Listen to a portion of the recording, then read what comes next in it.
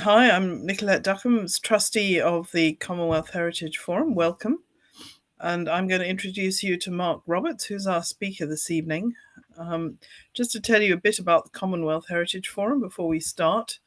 The Forum subscribes to the principles and core values of the Commonwealth while working with partners to raise awareness through education and improving livelihoods by sharing skills and expertise.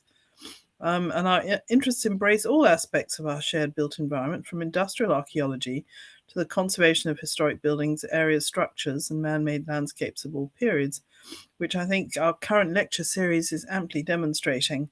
And some of the shared built heritage of the Commonwealth is a significant component of the infrastructure of many countries. And I think that's definitely indicative of what we're going to hear this evening. Or this morning, depending on where you are in the world. So I think I'll just say a bit about what Mark's going to talk about and introduce him as well. And we're going to hear about Farina this evening or this morning or wherever you are, boom, decline and restoration of a town in South Australia. And Farina, formerly known as Farina Town and originally known as Government Gums, is an abandoned town located within the Lake Eyre Basin on the old alignment of the Great Northern Railway, later known as the Ghan Railway in South Australia, which I think is shown on the map in the current slide. Farina was settled in 1878 by optimistic farmers, hoping that they would be able to farm there, and the town became a railhead in 1882. Today, little remains, and the town has not been inhabited since 1967. But every year, between May and July, the volunteers of the Farina Restoration Group run a works program to continue the preservation and exhibition of the old Farina town. The volunteers also carry out research into the buildings, people, and activities of Farina, which brings me on to Mark Roberts, who's a committee member of the Farina Restoration Group and is going to tell us about it this evening. And he grew up in the Blue Mountains of New South Wales, and after studying computer science, he worked in IT for 25 years. So wanting a career change, he spent the last 10 years in construction, with a number of these skills transferable to his volunteer work in Farina. He stopped off at Farina during a family holiday in 2016, and after seeing the work of the volunteers and sampling the delicious bakery food from the underground oven, he and his wife joined the Farina Restoration Group in 2018. And he was telling me he does all the practical sort of things with any work and construction that needs doing. His wife works in the bakery. So this talk will explore Farina's early years, its hotels, railway, economic boom, and then decline and abandonment, and then the formation objectives of the Farina Restoration Group. So looking forward to this, and I'm going to hand over to Mark. Just to say, we'll deal with questions at the end. So if you do have any, if you can, put them in the chat or ask us afterwards, and then we'll pass over to Mark to answer them. So over to you, Mark. All right, thanks very much, Nicolette. Thanks for introducing me. Welcome, everyone, and I'll tell you a little about Farina. So I'm going to be just looking over to my left. I've prepared some notes to speak to. So I'll start off with, where is Farina? And I have a map on the screen, and you should be able to see in big red writing Farina. So this is part of South Australia, and Farina is located around 700 kilometres north of Adelaide, and Adelaide being the state capital of South Australia. And it's just to the north of what we call the Flinders Ranges, which is a beautiful range of hills visited by many tourists. And Farina is along a road called the Outback Way, which leads further north to places like Oodnadatta and Birdsville. And during our tourism season, which is the winter season here, many travellers stop at Farina. And as I'll mention a bit later, they stop at Farina not only to look at what we're doing in terms of preservation and restoration, but also to sample the food from our underground bakery. So I'll start off with the early years. So in around 1859, on one of his many journeys to the outback regions of South Australia, the then Assistant Surveyor General of South Australia, Mr. George Goyder, discovered a waterhole along Lees Creek and called it the Gums Waterhole. And then in the 1870s, this waterhole was used as a water source for the construction gang building the overland telegraph, which ran from Adelaide to Darwin, and from Darwin eventually linked through to London.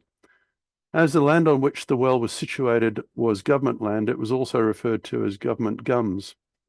And then in 1876, A.M. Wooldridge was granted a lease to operate the well. And there's a picture here of the well in its sort of later years of that era.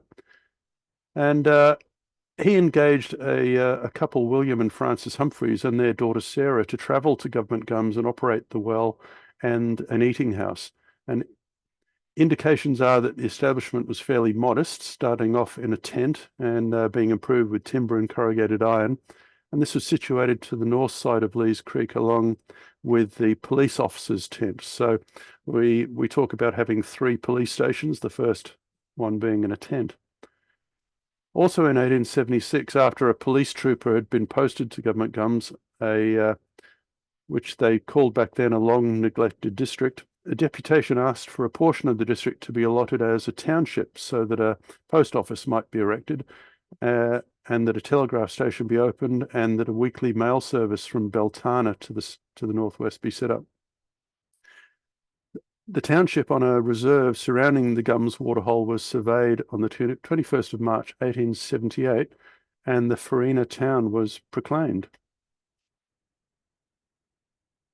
So I'm showing you now a map of subdivision of the actual township blocks. So with the Farina Township land surveyed, the government held auctions for parcels of the land, with many being bought up by land agents speculating on an increase in value, and many purchased by settlers keen to set themselves up in the growing north of South Australia.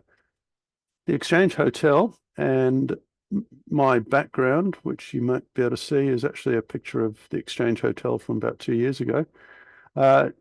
Known by the locals as the Top Pub, was built by John Bond in 1878 on the corner of 12th Street and North Terrace. It was a large building with a bar at the corner entrance and a series of rooms, some with fireplaces extending westward to form an internal quadrangle. The South Australian government put out to tender the construction of a post office in March 1878, and by the 28th of September 1878, the post office was built and commenced operations. And a spur line of the Overland Telegraph line, that's the one that went from Adelaide to Darwin, was installed to connect into the post office, and a telegram service commenced. So this is a couple of photographs of the post office on the left back in its heyday. That's taken around 1901, and the one on the right taken in the last couple of years. The other hotel in Farina, the Transcontinental Hotel, was constructed for Alexander Mackay Jr., who reported that in September 1878 they had completed 10 rooms and the foundations of others. Evidently, Mackay placed his son, the junior actually, to run the hotel, which was advertised as having every accommodation, including shower baths, first-class stable and stockyards, as well as keeping none but the best brands of ales, wines and spirits. And that was significant back in those days because it was a pretty harsh country out there, and travel was, prior to the railway, on horseback or camels or carts. So it's believed that the first store in Farina was operated by the storekeeper Edward Braddock, and set up a tent to operate his business next to the police tent to the north of the creek. Edward Braddock and his family moved to Farina in the mid-1870s after installing managers in their successful store in Beltana. There were 2 further stores built by Mr. A. Wiley around 1878 and Mr. John West around 1882. The Wiley store was later sold to Mr. Napier around 1885 and operated for many years.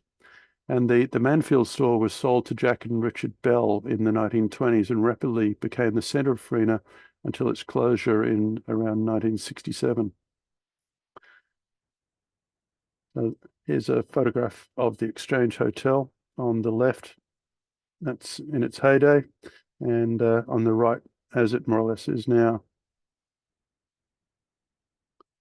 So one of the key moments for Farina was the arrival of the railway in 1882. So the Central Australian Railway commenced construction in 1878, and by 1882 had arrived in Farina and was declared open by the South Australian Governor, Sir William Jarvis, on the 22nd of May 1882.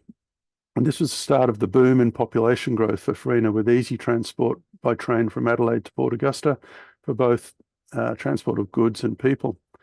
So Farina was suddenly the railhead for transporting supplies to outback stations. These are sort of cattle and sheep stations, and loading sheep and cattle and wool for transport to Port Augusta, Adelaide, and beyond.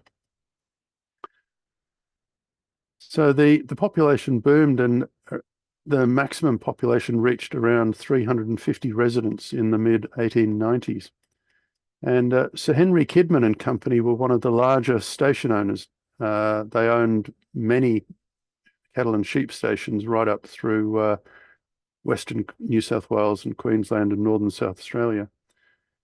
And Farina was an important railhead for Sir Henry Kidman to transport his stock, get them onto the rail wagons and then down to Adelaide or Port Augusta for shipment to market. Now, the Afghans and their camels, prior to and for some time after the arrival of the railway at Farina, Afghan cameleers and their camel trains were critical to the survival of the pastoralists in the outback. The camels ran regular routes between outback stations, delivering essential food and supplies and returning with the wool harvest. Many of the cameleers set up semi-permanent settlements in places like Farina and also Maree, just to the north. The Afghans set up their camp to the west of the Farina railway station, and the Farina Restoration Group has even uncovered the remains of a small mosque constructed on site. The First Nations people of Farina, now, not much has been documented about the First Nations people and their relationship with Farina and the townsfolk. It's known that on the outskirts of Farina, a number of the local people, the Adnyamathan Arta people, set up a camp, and many of them gained employment either in town or nearby pastoral stations. And in fact, this is one area that we've asked local Indigenous groups to do some research and provide us with some material that we can put on our website and our social media, just to tell a bit about the story of the Indigenous people and their connection to Farina. Now, the decline of Farina. Like many outback towns in Australia, it started off with great excitement and great plans, only to gradually be bypassed and go into a slow decline. Although there was a well at Farina and the original government gums was settled due to this water supply, it turned out that this water supply was not adequate to supply the needs of the growing town. Bores were sunk into the Great Artesian Basin. However, the water here was of poor quality and very saline at times. So that meant that water had to be either captured in dams and tanks when it rained, and with an average of only 170 millimeters of rain, there was not a lot of rain, or it was brought in by train. So the townsfolk had to purchase water from the South Australian Railways in times when their own supplies were not adequate. The railhead in 1884 moved further north to Maree, and Maree actually had a better spring-fed water supply and was on the junction of the Udnadatta track and the Birdsville track. So much of the transshipment of wool, sheep, and cattle moved to Maree. So as more people left Farina in the first part of the 1900s and businesses closed, and around the late 1950s, the Farina School and Post Office closed. And in the 1960s, the final store, Bell Store, closed down, with the last residents departing in the 1980s. So in modern times, the only remaining permanent residents are the owners of the Farina Pastoral Station, we call it Farina Station, Kevin and Ann Dawes. And they took over running and ownership of the station in the early 1980s. So Kevin and Ann did what they could to preserve Farina, and with the help of friends, stabilised the walls of the post office. And then with the help of a group of students and teachers from the Ballarat Grammar School, they also undertook some restoration work of the Exchange Hotel and the Transcontinental Hotel. But that leads us into the formation of the Farina Restoration Group. Now, in 2008, Farina was pretty much a ghost town with just the stone ruins of the old buildings remaining. The last building standing was that the Pattersons' old house. Pattersons were the previous Farina station owners, and they ran the pastoral station. And unfortunately, this was accidentally burned down in the 1980s. It was a timber and tin building. So in 2008, a Tagalong caravan group came to stay the night at Farina, led by a gentleman called Tom Harding from Victoria. Now, this photograph is of the people who were on that tag-along caravan tour. So Tom had run a successful caravan business, maintenance business for many years, and had taken to leading groups of caravanners through the outback along the dusty outback roads. Tom had stopped at Farina several times, and having studied some of the history of Farina, gave a guided tour and talk to his travelling companions. Apparently, there was much talk about the sad state of Farina and whether something could be done about it. So a few days later, at a camp further up Udinadatta track, sitting around the campfire, the group presented Tom with a plate containing a collection taken up from everyone, telling Tom that he should use the money to start up a group of volunteers to do something about preserving Farina and telling its story. So with this initial seed funding, Tom approached the Outback Areas Trust and, along with personal donations, put together $30,000 to get the Farina Restoration Group up and running. So the next year, in 2009, Tom led a small group of volunteers to Farina and for a 2-week period started to clean up around the ruins, create walking trails and erect signboards and a central information shelter to tell the story of Farina. So this photograph here is from 2009 showing the erection of that information shelter. So the objectives of the Farina Restoration Group. The Farina Restoration Group was formed to stabilise and restore the existing Farina town infrastructure and to display the history and style of life of an inland Australian township from the 1880s to the 1960s. So one of the early activities in 2009 and 2010 was to clean up and restore to working order the underground baking oven built in 1893. It has been in disrepair for many years, although it was in reasonable condition.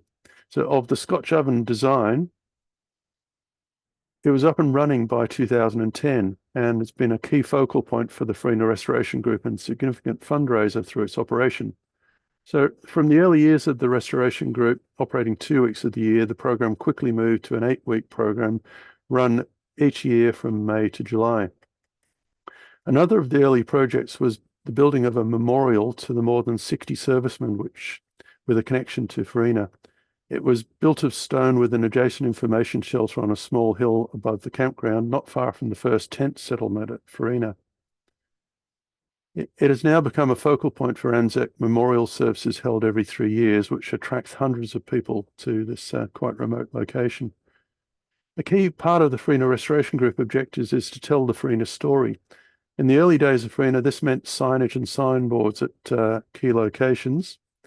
And in later years, this has been enhanced through the use of the website and social media, which allows more detailed information to be provided. Now, stone building restoration has been quite a key focus of the group. Many buildings were constructed at Farina over its history, most from timber and corrugated iron, but around 18 significant and often public buildings were constructed using stone for the walls and corrugated iron for the roofs.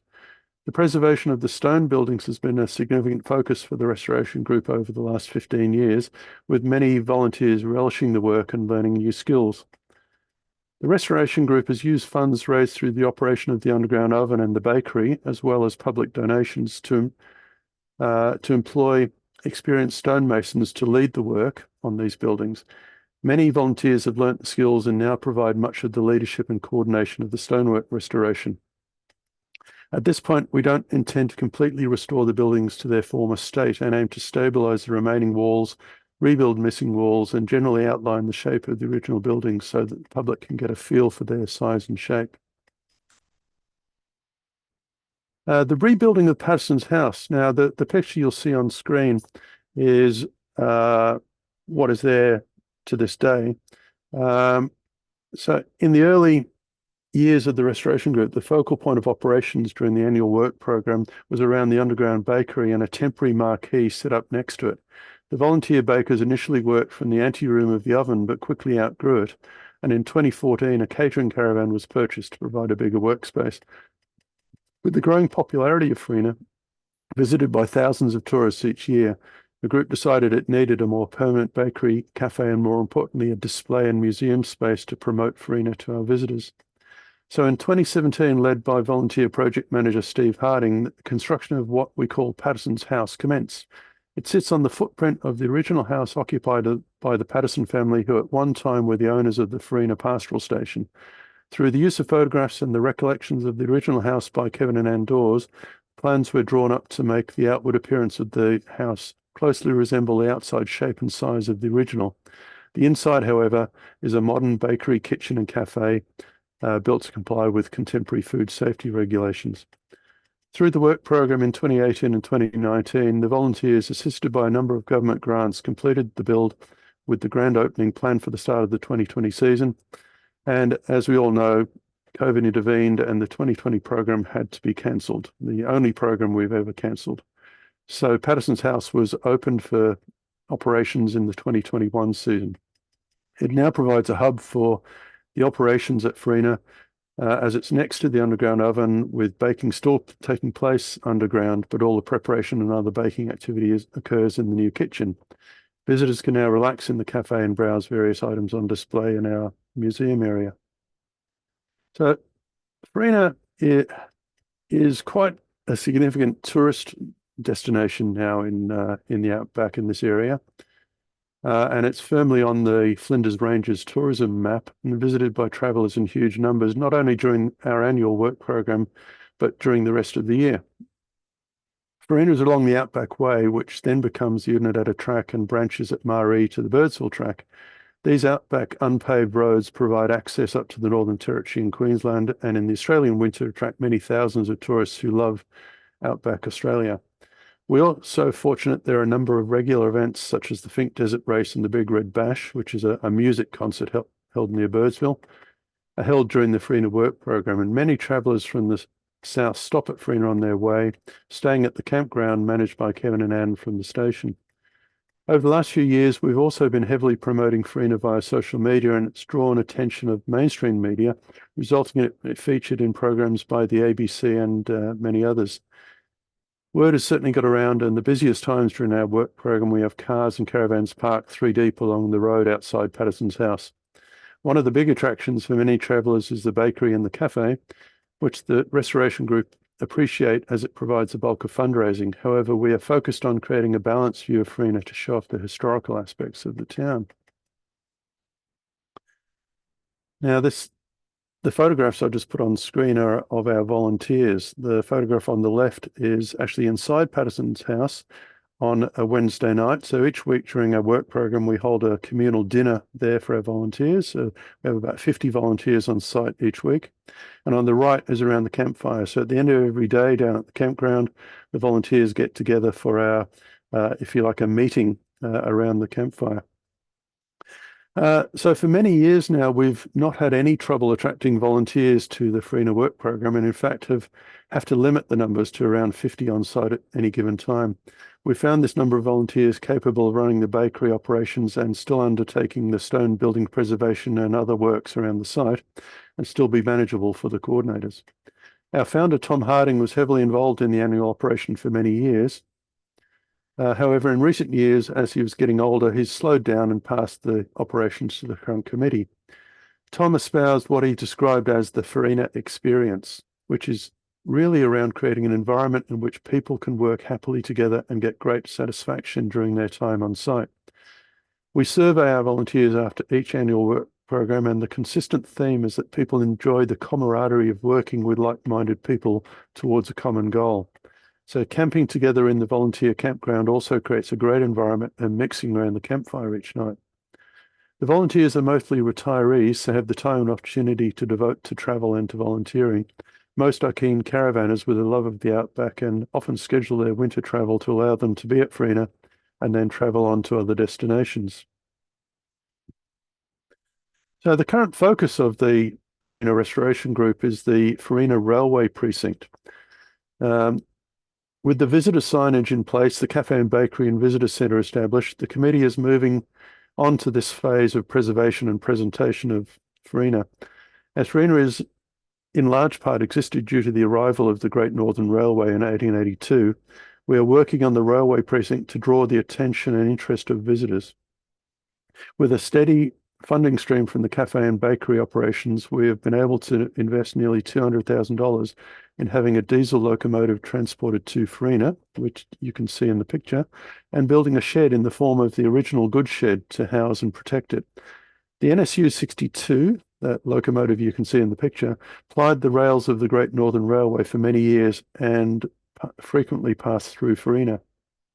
The rail precinct also showcases a flatbed wagon, cattle wagon, and sheep wagon, particularly important to show a key reason for the rail yards at Farina for the loading of livestock to transport to the southern markets. Once the engine and shed are established, which happened early in this year's work program, so that shed has been there only now for about 4 weeks. Once the engine shed are established, we'll also then start working on preserving and presenting the station master's stone cottage and the railway ticket office and waiting room. So I hope you've enjoyed listening to my little talk about Farina. Myself and my fellow volunteers love our involvement here. And I certainly encourage you to get more information from our website, farinarestoration.com. And you can also find information on our social media, particularly on Facebook. And we're starting to build a few videos onto YouTube. So with that, I'll perhaps pass the chair on to, is it Nicolette? You're going to run the question session? Thank you. Yes, thank you, Mark. That was Yeah. very interesting. Amazing. Gosh, to have an abandoned town like that and for so many dedicated volunteers to get involved to try and stabilize it and bring it back into use in a slightly different way. I mean, obviously, having a cafe in it for being such an important stopping over point is great because it gives it a purpose, which is really nice. Does anyone have any questions? I hope there aren't any so far. Um, you've stunned everybody into silence, Yeah. I think. In terms of the cafe and bakery this season, the Birdsville track, which is a major dirt road connecting through from South Australia up into Queensland, is actually closed at the moment because a few months ago we had a lot of rain up in the Channel Country of Queensland, which has filled a large lake called Lake Eyre up to our north. And that's meant that one of the creeks, Cooper Creek, has actually cut off the Birdsville track. So we're actually expecting this season to be a little quieter. And also the big music festival held annually at near Birdsville called the Big Red Bash. That attracts, I think last year attracted 11,000 people to come and see the concert, really out in the middle of the desert. That the organisers of it, it's been running for a number of years, are having this year off, so that's not running. So we expected things to be quiet. However, with the rain and Lake Eyre filling, and the Lake Eyre is a large inland lake/sea. It rarely fills with water, but this is one of those rare years where it's filling up. We've actually had a lot of tourists coming up north to see the lake, and many of them come up and take an overflight from a place called William Creek or Maree up to our north. So each year it just gets busier and busier, and so far this year it's been really busy. And of course, many people remember Farina for our underground oven and our bread and the cafe and bakery, and which we love because it provides our primary source of funding now for the work we do at Farina. But the committee, we have to constantly try and draw people's attention away from, a nice loaf of bread and a cup of coffee and a bun, and say, well, have a look at Farina. This is Farina, and this is sort of the part of our outback heritage. And that's sort of what we're focusing on. Amazing. Yeah. So, in other words, you have to do a bit of work in between all the socializing and all the cafe and bakery duties and things. But it's amazing. I noticed the very red soil there, which is obviously a feature of the area, and it colours the stonework as well, which is so typical of some of these areas where that is the case. But Yeah, interesting, though, a lot of the buildings were wooden iron as well, and of course they haven't survived, whereas the stone ones have, minus their roofs. Um, that's but right. presumably it's We've quite had many durable. visitors. Yeah, we've had many visitors to Farina ask the question: are you going to, if you like, rebuild the buildings, put roofs on, windows, doors?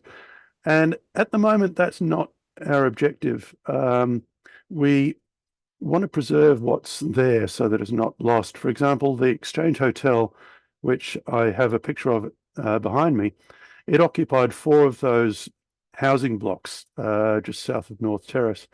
And it was quite a focal point of Farina for many years with drovers who would drive sheep and cattle into Farina, and shearers who would be shearing sheep out at the stations. They'd be heading there in their off-duty time to have a couple of quiet ales, probably more than a couple.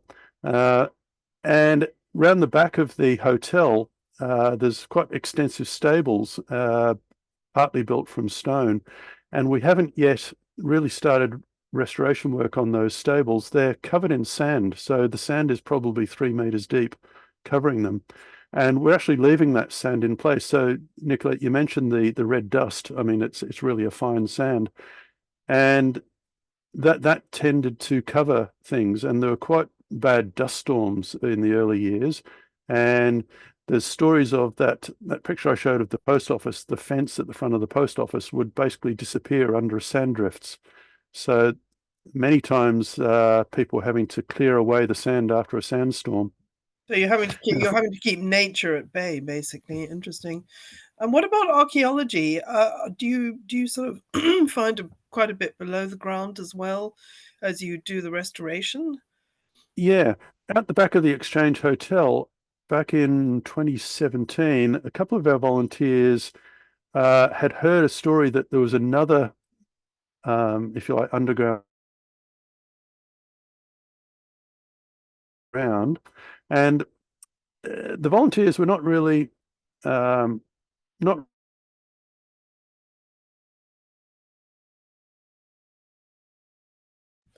Oh dear, the sound's going, I think. Whoops. Yeah, I was wondering if that was just me, but sorry, Mark, we can't hear you.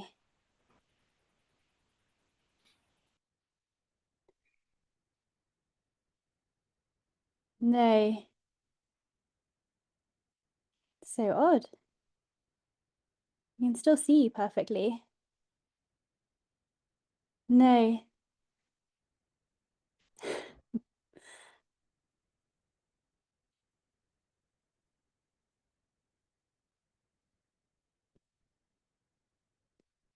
Is there any way you could maybe try without headphones? I don't know if that might have made a difference.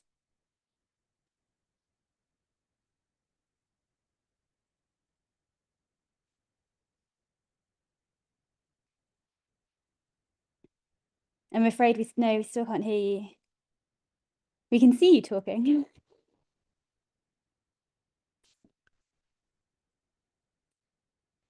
No.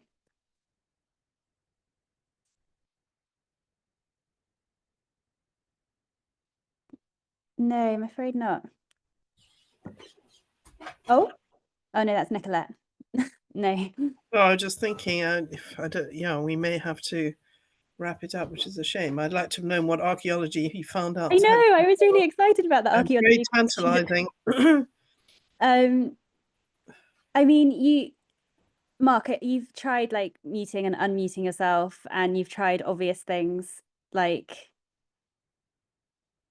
is there any way you could disconnect the headphones?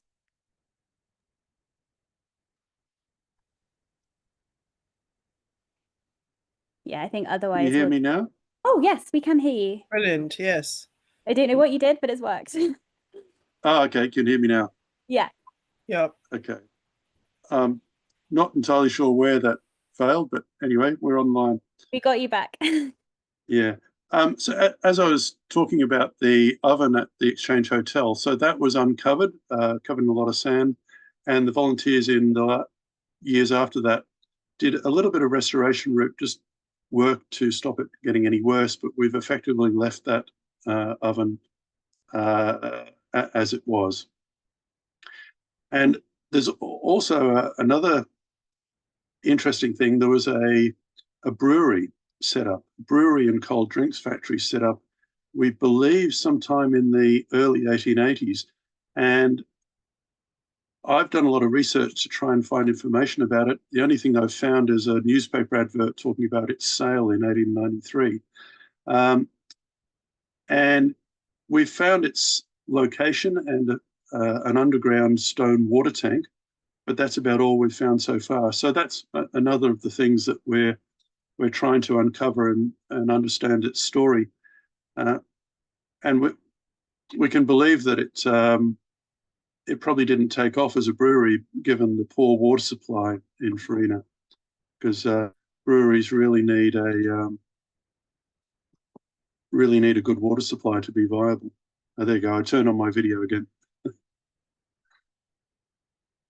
So obviously business didn't exactly boom there. I mean, water was obviously always the problem. So that, Yeah. people tried businesses, obviously failed, or they didn't do that well. And which is obviously what led to its ultimate downfall, it seems. Yeah. Which There's is a string of stories like that across Australia with settlements and townships that were thought might boom, but have gone bust. Many of them because of the water supply issue. It's a relatively dry continent, even though we've had some good rains recently, and it's attracting the tourists up here. But generally, Australia is quite dry. And the name Farina, I don't think I sort of highlighted that, but Farina is a word for flour. Early I was settlers thinking thought that. this, yeah, early settlers were thinking about planting huge wheat crops and growing wheat up here. Now, as far as we've been able to find out, not a single stalk of wheat was ever grown here.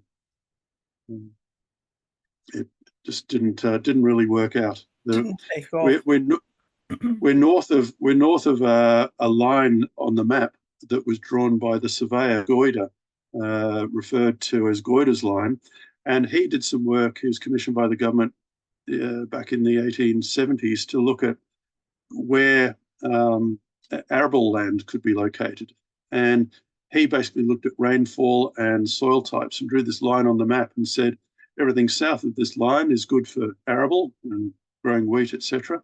Everything north is not, and of course Farina is north of that line. Interesting. One final question for you. Can you still make out the blocks? Because you showed that diagram, that plan of all those different allotments, obviously. Can you still make out those street patterns, or have they largely disappeared now? And do they have street names? Or They do have street names. The streets have largely disappeared. Some of them have been defined by Kevin, the station owner, owns a grader, and he's actually graded a couple of the streets to sort of identify where they were.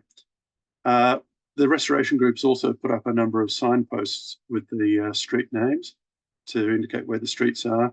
And one of the projects that I'd like to do in the next few years is actually put some corner pegs in for at least the more significant parts of that township, so that people who may have had family members years ago own that land can actually come up there and identify where their block of land is and have a look around. so there is some sort of idea about where they were and what they were called, but sort of rather lost under all that sand, I suppose. And with dereliction, I suppose, where there's still buildings surviving, you can make out where the streets were. Where they've gone, obviously, the streets have gone as well. It's really interesting. I mean, to have all these veterans who obviously lived there as well. So it was still going when the two world wars were on. Oh, certainly, yeah. In fact, I'm just about to complete putting information about all those veterans up on our website. There's around 67 of them, and it's taken me a couple of years to gather information on them.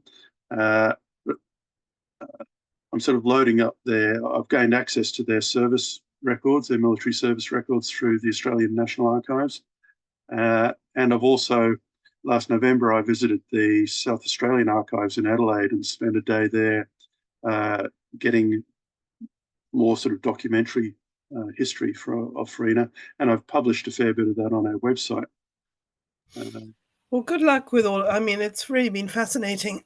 Perhaps we could put the website address in the chat, because that would be good. Then people can have a look at it and find out a bit more. I think thank you so much for telling us about this, something that obviously most people don't know much about. And the fact that you're doing so much good work there, keep good luck with it. And hopefully some people will get a chance to visit it one of these days, which, is because it's clearly fascinating. We've got 3 more talks, I think, in the series about abandoned buildings and places. So lots more excitement to come, and a very interesting topic, I think, as well. I mean, I'm sure that we haven't covered them all by any means, but anyway, we have got 3 more. And I think yes, we've got a link in the chat, so that's good. And if people look up, obviously there's a website so we can find out more. And thank you very much indeed for getting up so early in the morning to join us. It's been my pleasure, and thanks everyone for taking an interest in the little town of Farina. Absolutely. Thank you very much. And the technology was absolutely amazing considering we're all over the world. So thank you and good luck. And we'll probably stop the recording now. And thank you everybody who's joined us this evening. Hope you'll join the next one.